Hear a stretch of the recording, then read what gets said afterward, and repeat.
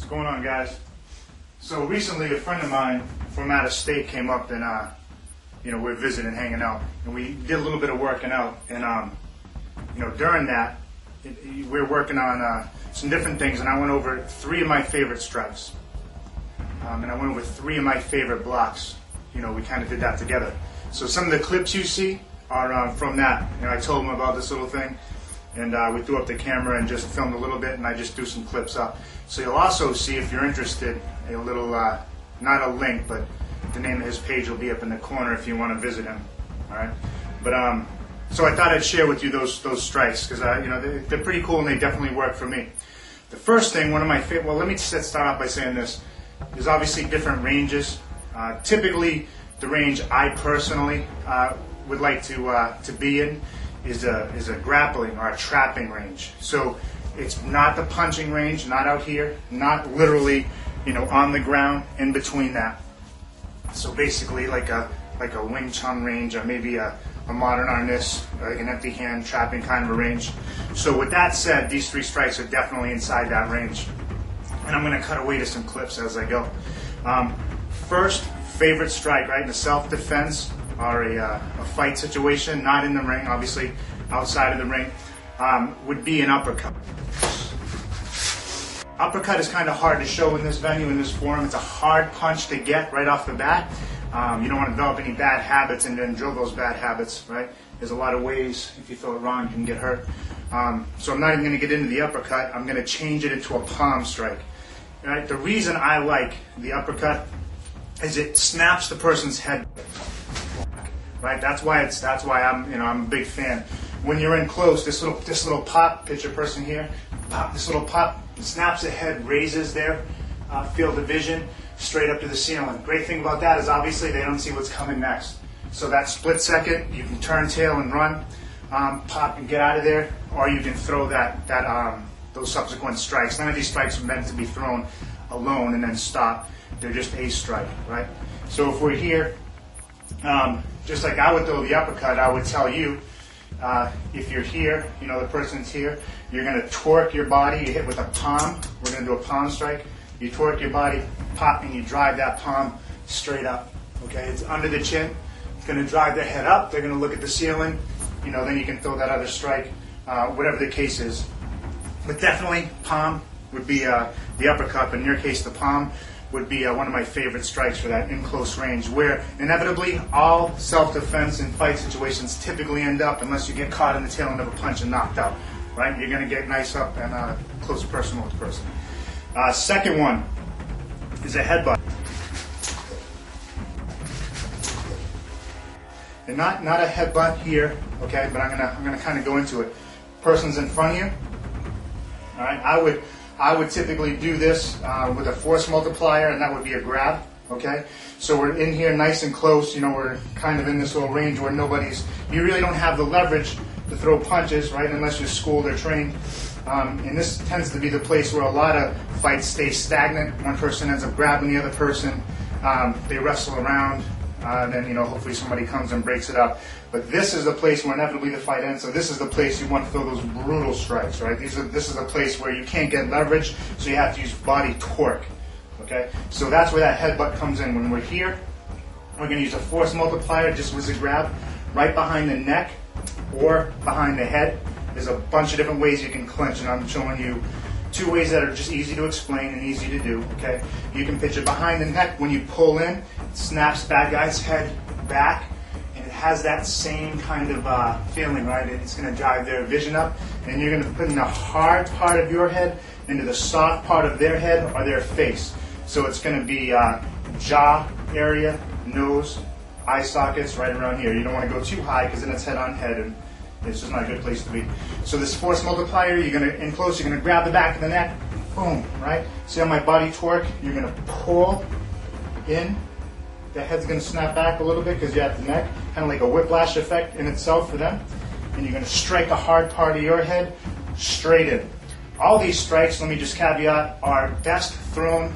It doesn't really matter. You're not going to be able to time this probably, but best thrown when the person's jaw is relaxed. mid-sentence, if the person is talking, if the jaw is open. You know, if the jaw is open, you're a lot more apt to break that jaw or knock that person out. It's a fact. So if they're tense here, you know, their jaw is clenched lightly in the back, almost as if they had a mouthpiece in, right? They're breathing through the nose, their mouth is shut, right? That's the best place to be if you're going to get hit. You don't want your jaw open, and you don't want that trip to the hospital. So from here, force multiplier, grab, boom, strike, right? Not like this. We're not slamming your head into that person's head. There might be a case for that, but it's generally a bad idea because you're running the risk of slamming your nose, right, into a hard part of that person's head and just devastating yourself, which would be ridiculous. So from here, right, boom, hard part of your head, launching forward, right into there. So there's the headbutt. That's number 2. 3, and this is in no particular order because this is probably one of my favorite strikes of all time. Right here is the elbow. Boom. Right? Elbow. Either side. And you'll notice when I'm throwing these, I'm putting my hands up. Good place to be. Stop, stop. I don't want any trouble. Hey, back off. Look, I'm telling you to get away from me. Your hands are up. You're folding it right over. Nice and fast, right? Elbow. Hitting with the tip of your elbow down. Elbow is a hard strike to get. You might think it's easy. You see a lot of people doing this like a chicken kind of flop thing. Yeah, not good. Right from here, it's like an arc here, right? If you watch my hand, boom. See that? Here. So my whole body's behind it. Raising up. Down. I'm turning my arm. Same mark. Here. So after these punches in succession, right, I love practicing the elbow inside of a technique. Inside of other strikes, I should say. So if it's a palm, then I'll throw the elbow, right? Or if it's a block, grab, headbutt, palm, elbow, right? I'm always, there's an old saying, punches and bunches, right? So any of these strikes, you just don't simply want to sit there and just do the same thing. You're going to just kind of get used to moving around. Well, maybe you have that knife, maybe the knife's open, cut, knife's away, headbutt, palm, maybe palm, block, knife open, right? We're going to get to that block in a minute. You can kind of throw in the variables there. So those are the 3. Going to kind of speed this up a little bit. We have a palm strike, headbutt, elbow, right? 3 great strikes. There's a ton more, and I'll get into them later. Blocks. 3 of my go-to blocks. 2 are much better, I think, than the 3rd, but the 3rd is great for me. Your area of operation may differ, right? But I'm going to show it to you, and you can be the decision maker on it. 1, love this block, kind of drawn from wherever you're from. I'm sure you've seen a variation of this. Kempo, Krav Maga, boxing, kickboxing. Inevitably, we're here, right? I would equate this more to a boxing. You're going to bring this hand up, and you're going to protect your head against a strike coming right over here. All right, so here, one eye is going to stay on the bad guy, right? You don't want to be blind because you don't know what's coming next. You're going to throw that hand up. So obviously, on any of these, you're going to get out of the way of the strike. There's movement. It's kind of hard for me to show a lot of movement here, but just get the strikes down, the strikes of the blocks down. Kind of like a freight train coming at you. Train's coming at you. If you take a step back and you stay on the tracks, it's still going to hit you just a millisecond later. Obviously, on these things, you want to step off the tracks, let the train go by you and throw these blocks, right? So there's a huge thing is angles and movement, but another time maybe for a conversation there. So just simply the block here, up, right, back. That's the first one. Second one.